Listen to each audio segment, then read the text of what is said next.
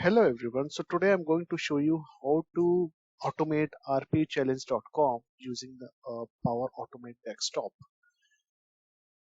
So for this, you first of all you need to have the Power Automate installed on your laptop, and I'm going to create a new flow. Let's give it RPA challenge. Make it very clear. RPA challenge web. Just click on create.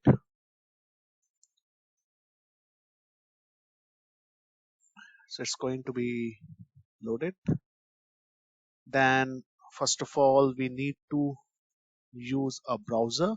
So for this, let me show you. This is the rpchallenge.com, and the most challenging thing which I observed over here is whenever we refresh it, it's going to change the fields like this: first name, last name. Then if you click again, refresh it, the first name got changes. Because of this, selectors also get changes. So we need to find something in selectors that is unique, and that can be used to find the appropriate position of field names respectively.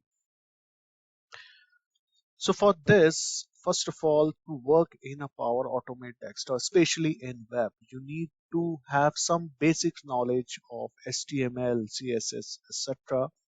Because in Power Automate, when we construct our selectors, we need to follow, we need to identify, like the how the HTML pages look like. Okay, so first of all, let's come over here. Now we are going to launch a browser. Browser is launch Chrome. We are going to use a Chrome browser. Let's make it launch new instance, and we have let's say rpchallenge.com. Make it like this. Let's make Windows state as maximize, then just save it. Now if you want to enter data over here in the fields, we need to use another activity, that is populate text field on web page. Don't worry, once you start working on Power Automate desktop, you will be able to use to of all these activities, and it will be then easy for you to use the respective activities according to requirement. So UI element, let's click over here. Let's click on add UI element again. Then let's come over here, just minimize it and press control button, and then click over here. Let's pick up first name. Now we got a selector. Let's make it test first name, and let's click over here.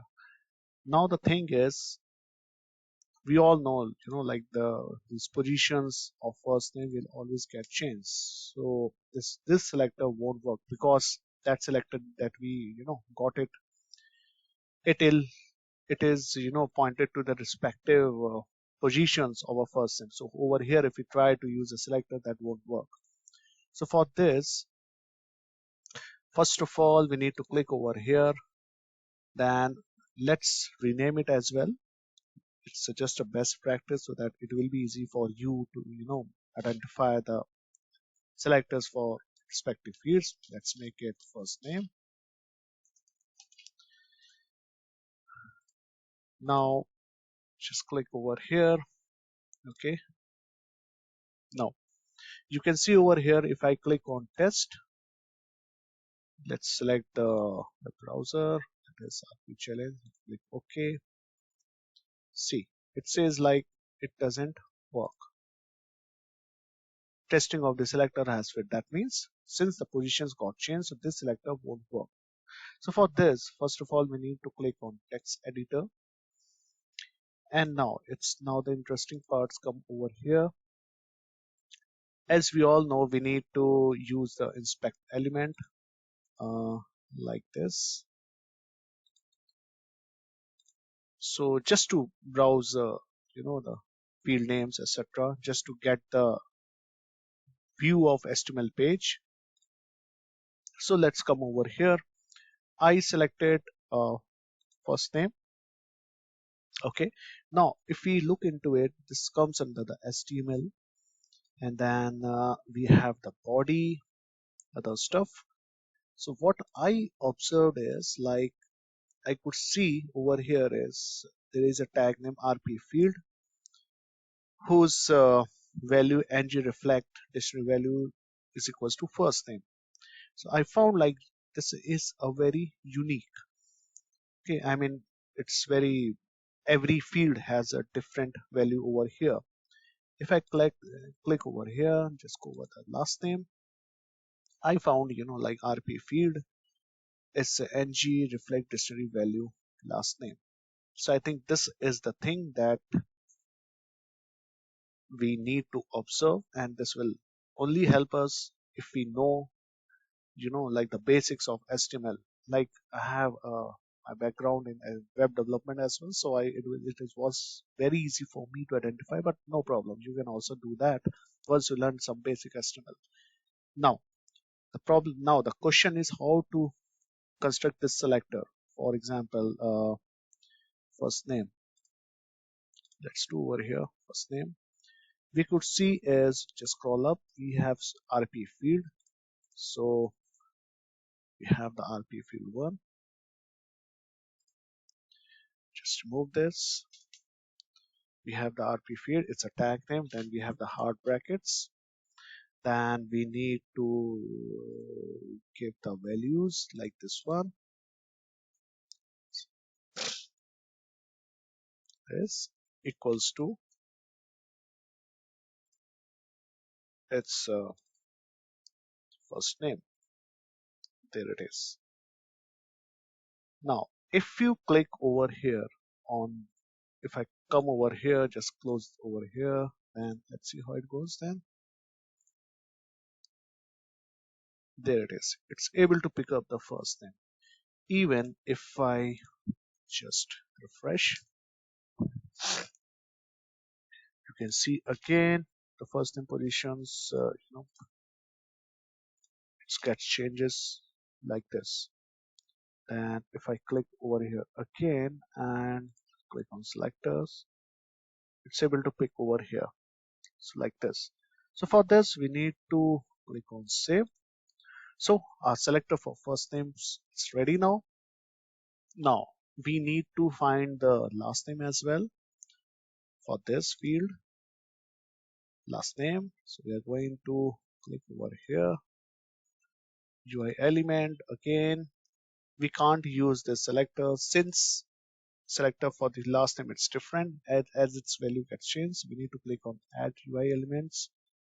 Just come over here, just minimize it, press Control and click over here, and then you can write test last name.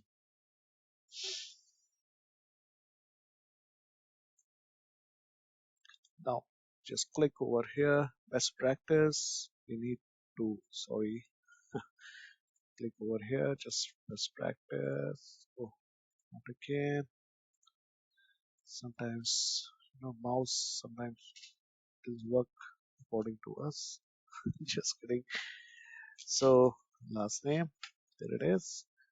Now let's click over here, edit, test editor. So for this, let's move this. Now come back over here. Now click on last name. Scroll up. There is a RP field. RP field, this one. Let's have the hard bracket. And then what is its value?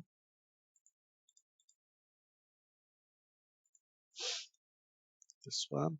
First two.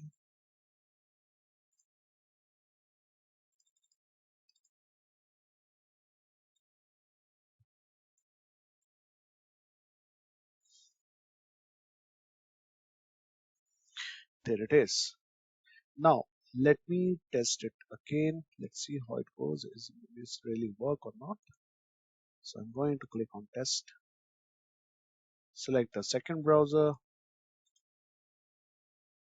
There it is. Great. Now we can click on save, and let's close this browser. Let's see, it will open a new instance. Let's click on run. Let's see how it goes. Now let's see. Oh, test name, then test last name. Great. That worked. Excellent. Now the thing is, like, for this, first of all, we need to understand, like, how this HTML works.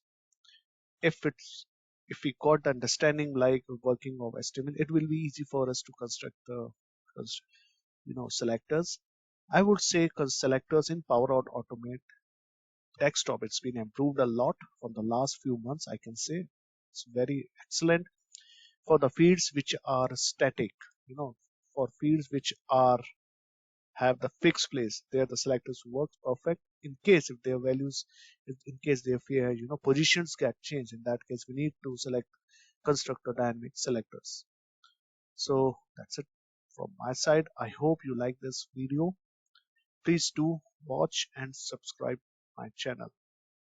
Thanks a lot.